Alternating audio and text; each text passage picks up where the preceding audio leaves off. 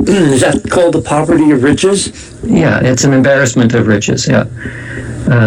So the database is large enough now that if you're working at the level of individual samples, which is the data per second, we squash the data into per second, it's many, many, many gigabytes now.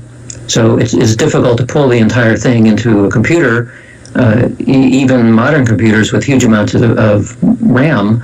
So you have to squish it, and every time that you compress the data in some way, of course, you're going to lose something.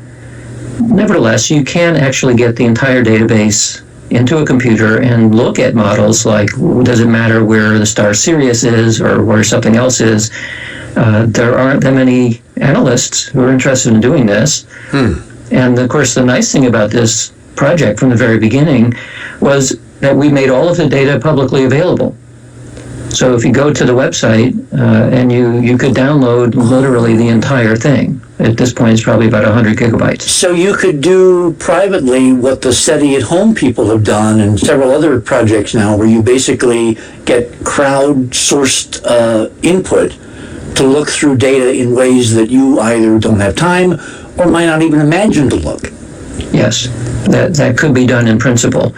At this point, there's probably 5 or 6 of us who pay attention to this, and we would need more time and funding than we have in order to create something like a crowd-funded or instead of SETI at Home, it would be like a Global Consciousness at Home project, but it could be done. But wouldn't that be an incredible idea? I mean, you involve democratically all kinds of people all over the planet, all wired together, looking at, I mean, to me, the upside seems incredible. How much funding would it take to set that up? Oh, it probably would take something like 20,000 or 30,000, the vast majority of which is salary, because, if we're going to dedicate someone or a couple people to this project to get it to the point where you can do that analysis and have it to be meaningful, somebody's time has to be paid for. I'll tell you what, hold it there. I want to come back to this when we come back. My guest this morning is Dean Radin from the Noetics Institute. We're discussing one of our favorite subjects here, consciousness, the physics of consciousness, the physics of measuring consciousness. And because everything around consciousness seems to be a bit ambiguous, the measurements, surprise, surprise, are also ambiguous at the moment. But maybe that will change. Maybe with your help, that could change. 20,000. Dean, that's nothing. Good grief, that's nothing.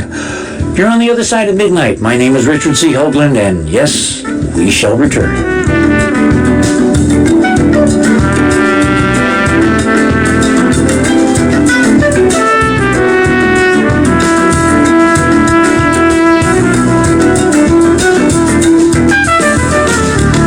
There's a piece of sky money cannot buy, a different shade of blue.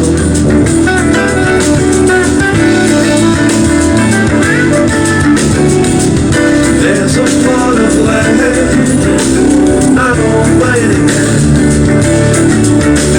a mountain with a view.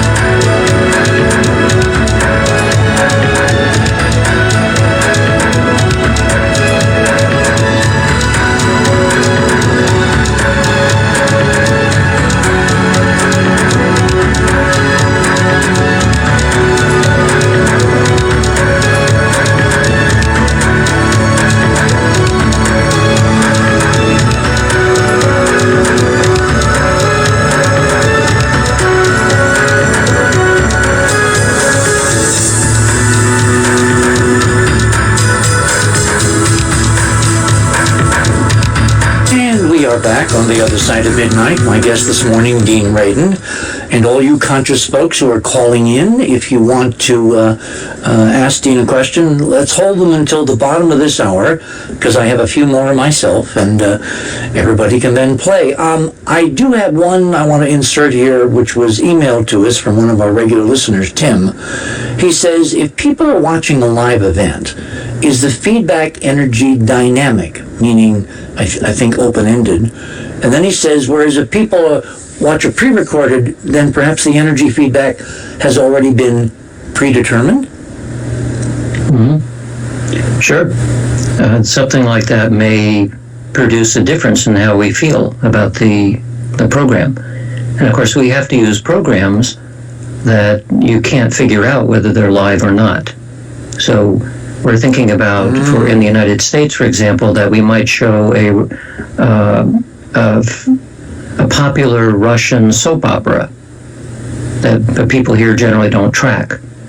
And then you can't tell, is this broadcast live or is it maybe it's a replay of something else? Mm-hmm.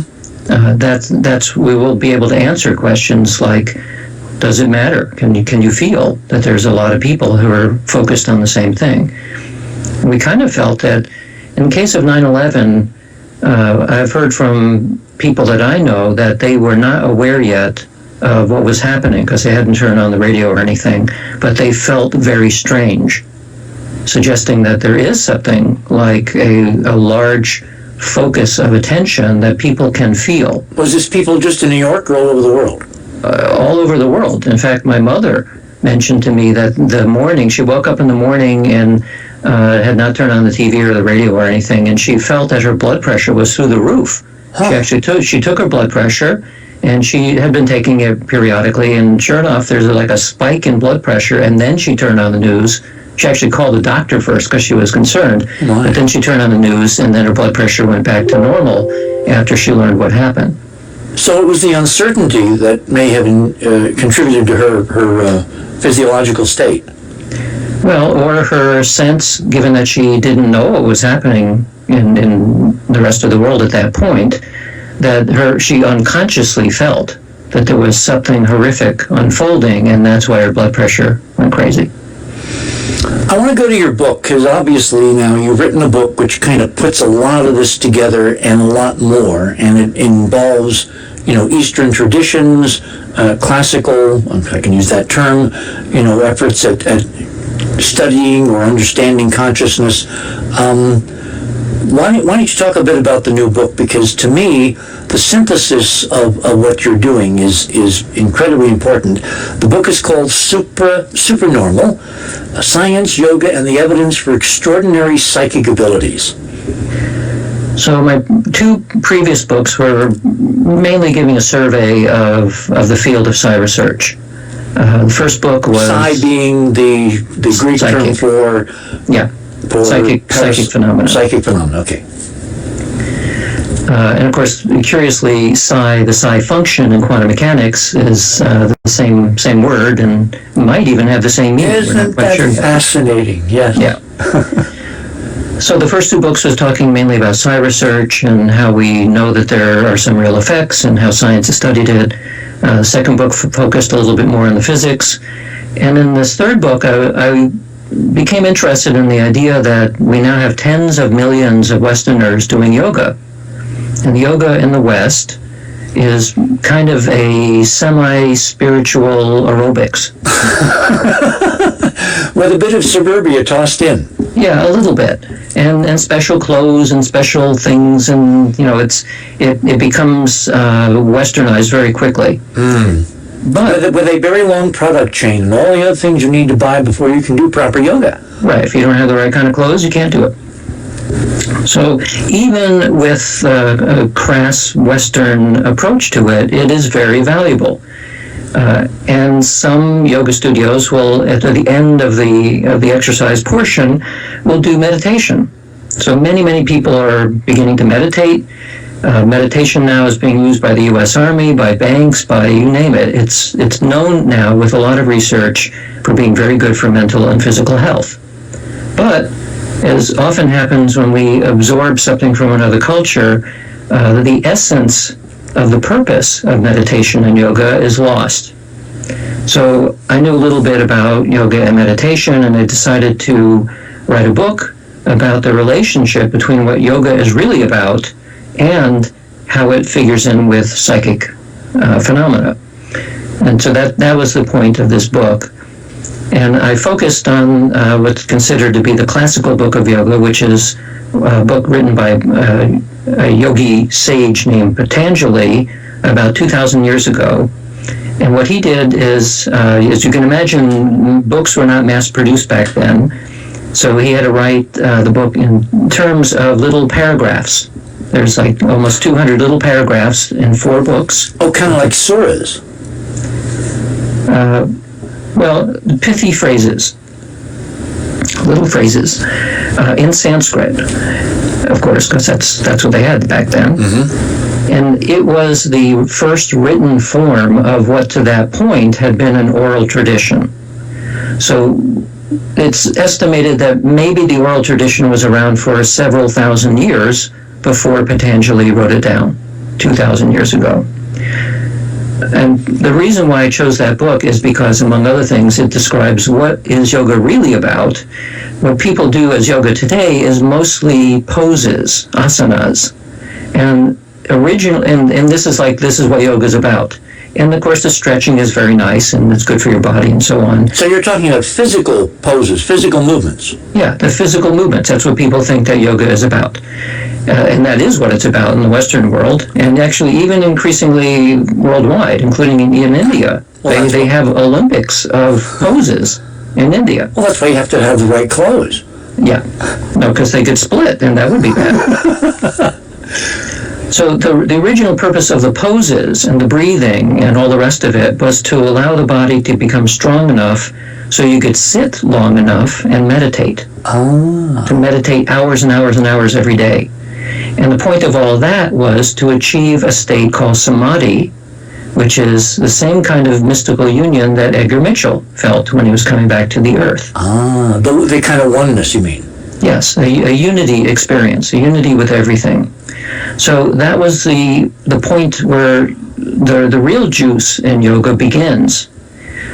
Once you are able to achieve this samadhi, or mystical state on demand, as a result of lots of yoga and meditation practice, you're then able to start the siddhis. And the siddhis is a Sanskrit term that means attainment or perfection. And these are now indicators that you're achieving a certain state of transcendence. You're able to transcend the limitations of the body and of the physical world and begin to enter other realms.